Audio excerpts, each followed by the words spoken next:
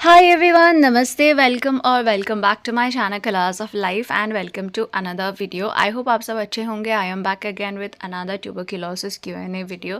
जो भी सवाल आप लोगों ने TB related comment section में पूछा है उसी के बारे में बात करेंगे. And if you're new here, hi, my name is Aarti. I make health related videos here, especially videos related to tuberculosis because I am a brain, spine and lungs TB survivor and I share videos on the basis of my experience. I am not a medical professional and this channel is dedicated to TB patients. So if you're new here, please hit that subscribe button and let's get started with the video. First question है, दीदी आपका treatment complete हुआ बोल रहे, आपका body का pen थोड़ा थोड़ा कम हो रहा है या पेन ऐसे ही है? मेरा ट्रीटमेंट कंप्लीट हो गया है, काफ़ी टाइम हो गया है ट्रीटमेंट कंप्लीट होके, और मेरा बॉडी का जो पेन है, मुझे ब्रेन टीबी था तो मुझे हेडेक होता था, वो हेडेक मुझे बिल्कुल भी नहीं है. बीच में 2-3 बार हेडेक हुआ था जो माइग्रेन वाला, तो मैं माइग्रेन का मेडिसिन लेके ठीक हो गई थी. बाकी जो मेरा स्पाइन टीबी था और मेरा स्पाइन का पेन है वो मुझे हमेशा रहता है और अभी कुछ दिन से तो ज़्यादा ही हो रहा है. जब भी मैं हेड वॉश करती हूँ, क्योंकि मेरा बाल काफ़ी बढ़ गया है तो हेड वॉश करने में थोड़ा ज़्यादा टाइम लगता है, और अगर बेंड करके हेड वॉश करते हो तो आपको मुझे जो है पक्का पेन होता है. और कभी कभी ज़्यादा बाहर कभी जाती हूँ, थोड़ा चलती फिरती ज़्यादा हूँ तो फिर मेरे को बैक में पेन होता है. एक जगह पे अगर मैं 1-1.5 घंटा बैठती हूँ तो बैक में पेन होता है.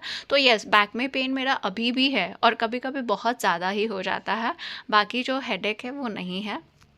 नेक्स्ट क्वेश्चन है, दी पैरों के तालू में दर्द कब ठीक होगा? मेडिसिन बंद होने के कितने मंथ बाद होगा? मेरे को भी ना कभी कभी ये सवाल पूछने का मन करता है कि कितने मंथ बाद बंद होगा, क्योंकि मेरा 9 महीना 10 महीना हो गया है, अभी तक बंद नहीं हुआ है. कभी कभी बहुत ज़्यादा नमनेस हो जाता है पैरों में, दर्द भी होता है, बर्निंग भी होता है. तो मैं सोचती हूँ कि टाइम के साथ सब ठीक हो जाएगा, लेकिन कितना टाइम लगेगा वो मुझे भी नहीं पता. तो I am also going through same. आपको जैसा हो रहा है मुझे भी वैसा ही हो रहा है. तो अभी आप पेशेंस रखो, मैं भी पेशेंस ही रख रही हूँ. और अगर पैर के यहाँ पे आपको दर्द, नमनेस है, आपको बर्निंग सेंसेशन, टिंगलिंग वगैरह होता है, तो अपने डाइट में विटामिन B6, विटामिन B12 ज़रूर इंक्लूड करना. नेक्स्ट क्वेश्चन है, हेलो दीदी, मुझे लिम्फ नोड्स टीबी डिटेक्ट हुआ था 2024 मई में. तब से फर्स्ट लाइन मेडिसिन चली 6 मंथ तक. 6 मंथ तो ठीक रहा पर मेडिसिन भी कंटिन्यू था. बीच बीच में टाइम थोड़ा कभी कभी इधर उधर एग्ज़ाम की वजह से. फिर मुझे नहीं पता था कि मेडिसिन खाली पेट लेते हैं. पता नहीं किस रीज़न से एक लिम्फ नोड से 6 लिम्फ नोड्स नेक में हो गए, डिफरेंट रीजन में. फिर डॉक्टर ने बायोप्सी करने को बोला. बायोप्सी MDR में 2.5 मंथ्स लग रहा है. अभी 1 मंथ टाइम बाकी है रिपोर्ट आने में, और मेरे नेक में टाइटनेस और पेन हो रहा है, और जहाँ से बायोप्सी हुआ उसी वजह से क्यू शोल्डर में बहुत ज़्यादा पेन है, और फीवर भी 1 मंथ से है, और मुझे घबराहट भी हो रही है. चेस्ट में सुई चुभाने जैसा पेन कभी कभी होने लगता है, और नॉर्मल रहने पर भी, और मुझे बहुत प्रॉब्लम हो रही है. डॉक्टर ने बोला कि रिपोर्ट आने तक का वेट करो, पर मेरी प्रॉब्लम्स बढ़ती जा रही है. मैं क्या करूं जिससे जल्दी पता करके मेडिसिन कंटिन्यू करूं आगे का, जिससे ये सब कंट्रोल में रहे. मैं गूगल सर्च की तो पता चला कि जीन एक्सपर्ट टेस्ट भी होता है, पर ये कहाँ से होता है आई डोंट नो. मैं फ़िलहाल यूपी से ट्रीटमेंट ले रही हूँ. मुझे बहुत डर लग रहा है मैं ठीक हो पाऊँगी या नहीं. मेरे पेरेंट्स को भी आइडिया नहीं है.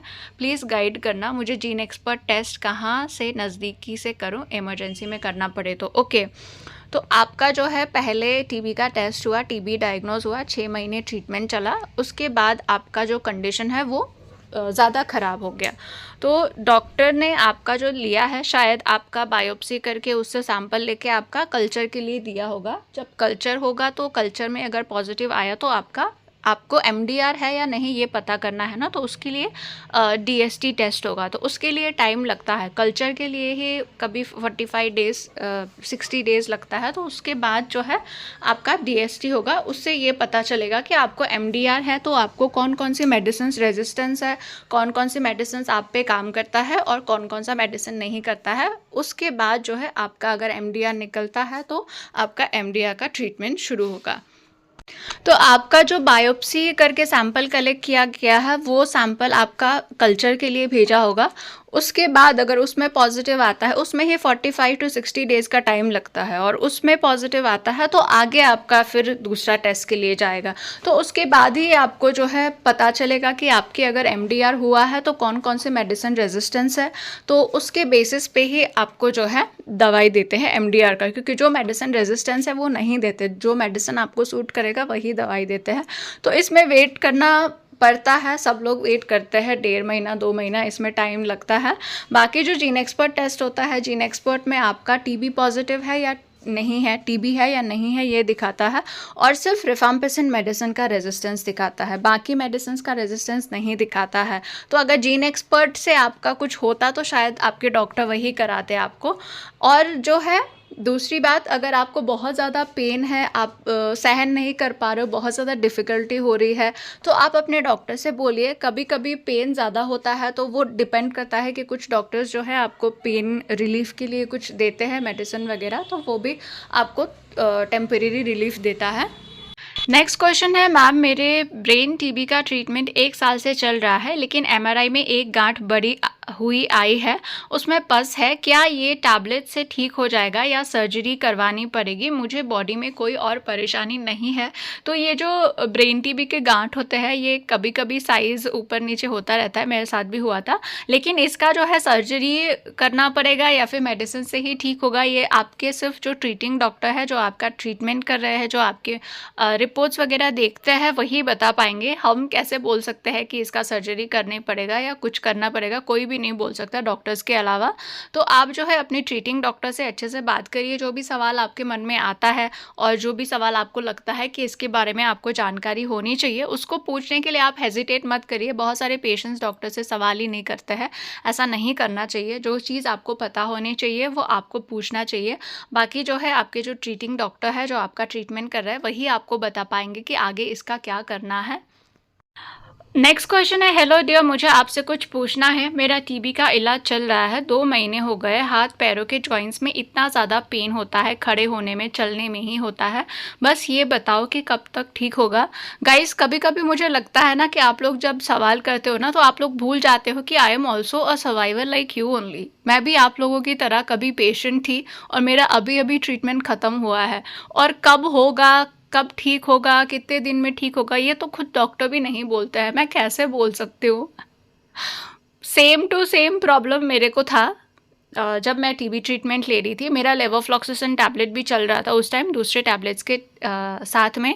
तो मुझे मूवमेंट के टाइम बहुत ज़्यादा पेन होता था जॉइंट में। मेरा लेग का पेन तो अभी भी है, कितने साल हो गए ठीक नहीं हुआ है, लेकिन जो जॉइंट का पेन था वो मूवमेंट के टाइम बहुत ज़्यादा होता था। जैसे मैं बेड से सुबह उठती हूँ तो उठ के मैं डायरेक्टली चल नहीं सकती थी, पहले मुझे पैरों को बहुत स्ट्रेच करना पड़ता था। अगर मैं इंडियन टॉयलेट में बैठना चाहूँ तो मुझे बिठाने के लिए, उठाने के लिए किसी की हेल्प लगती थी, और मैं कभी फ्लोर पे नहीं बैठ सकती थी, मैं सीढ़ियों में नहीं चल सकती थी, इतना ज़्यादा पेन होता था मुझे। तो जो है आपको अगर इस तरह का पेन हो रहा है तो आप डॉक्टर को दिखा के अपना यूरिक एसिड चेक कराइए। कभी कभी टीबी ट्रीटमेंट के टाइम में जब यूरिक एसिड बढ़ता है तो भी इस तरह का पेन होता है, थोड़ा थोड़ा स्वेलिंग भी होता है, और साथ में जो है आपके जॉइंट्स में पेन होता है। मेरा यूरिक एसिड नॉर्मल आया था, अगर आपका भी नॉर्मल आता है तो आप जो है अपने ट्रीटिंग डॉक्टर से बात करिए। मुझे जब ये सब पेन हुआ और मैंने जो है डॉक्टर को, मैंने ऑर्थोपेडिक को दिखाया, सारे एक्सरे वगैरह भी करा लिए। उसके बाद मुझे लगा कि आर्थराइटिस होगा, तो आर्थराइटिस स्पेशलिस्ट को दिखाया। उन्होंने मेरे इम्यूनिटी वाले टेस्ट और जो आर्थराइटिस का टेस्ट होता है वो सब किया। मैंने न्यूरोलॉजिस्ट को दिखाया, सब कुछ कराया मैंने। सब डॉक्टर्स ने बोला कि सारे रिपोर्ट्स आपके नॉर्मल है, आपको कुछ नहीं हुआ है, टीबी मेडिसिन का साइड इफ़ेक्ट है। अगर आप मुझे पहले से फॉलो करते हो तो मैंने ये जब हॉस्पिटल्स में दिखा रही थी, ये सब कर रही थी, मेरा लेग पेन का इशू, तो मैंने व्लॉग्स में शेयर भी किया है। तो जब एट द एंड सब कुछ हो गया, सब मेरा टेस्ट नॉर्मल आया, तो फिर मैं टीबी हॉस्पिटल गई और वहाँ पे मैंने टीबी स्पेशलिस्ट को दिखाया। तो उन्होंने बोला कि लेवोफ्लॉक्सासिन टैबलेट से ये प्रॉब्लम हो रहा है, जब तुम्हारा लेवोफ्लॉक्सासिन टैबलेट बंद होगा तो तुम्हारा जो है ये पेन बंद हो जाएगा, तब तक तुम्हें टॉलरेट करना होगा। तो उसके बाद भी मेरा 6 महीना लेवोफ्लॉक्सासिन कंटिन्यू चला, 6 महीने, और मेरे को ऐसे ही पेन होता था। मैंने टॉलरेट किया। जैसे ही मेरा लेवोफ्लॉक्सासिन टैबलेट बंद हुआ, उसके 1 हफ्ते के अंदर मेरा जो ये जॉइंट का पेन था, जो उठने बैठने में मूवमेंट में पेन होता था, वो मेरा पूरा का पूरा चला गया। लेकिन जो मेरा एंकल का पेन है वो नहीं गया, अभी तक नहीं गया है। तो मेरा ऐसा एक्सपीरियंस था जॉइंट पेन में। मुझे जब जॉइंट का पेन हुआ, नी के जॉइंट में होता था ज़्यादातर, उठने बैठने में प्रॉब्लम होता था, चलने में प्रॉब्लम होता था, सीढ़ियों में मैं नहीं चल सकती थी, मेरा ग्रॉसरी भी मेरा जो है ऑनलाइन आता था, क्योंकि मैं नीचे तक जा ही नहीं सकती थी। तो अगर आपको जो है मूवमेंट के टाइम में जॉइंट में पेन हो रहा है, जैसे आप बैठ के उठते हो तब पेन होता है, बैठते उठते आपको चलते टाइम पेन होता है, तो आप जो है यूरिक एसिड का टेस्ट करा सकते हैं। कभी कभी यूरिक एसिड बढ़ जाता है तो भी आपको जॉइंट में पेन होता है, जॉइंट में स्वेलिंग वगैरह होता है।